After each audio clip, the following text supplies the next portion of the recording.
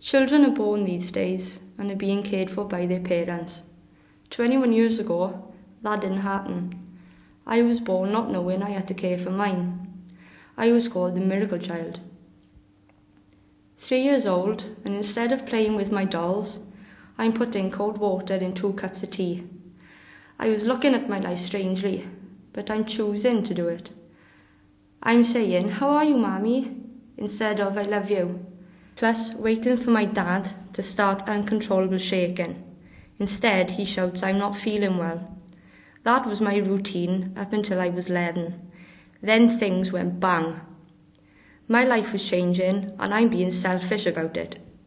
Through comp, I felt like I was in a prison. I couldn't quite get it. The routine I had done for 7 years suddenly felt like an occupation.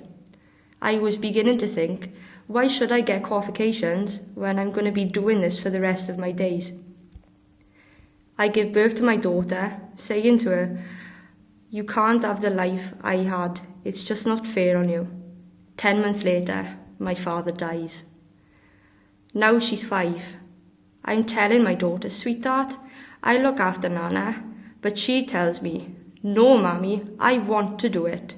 She is my miracle child.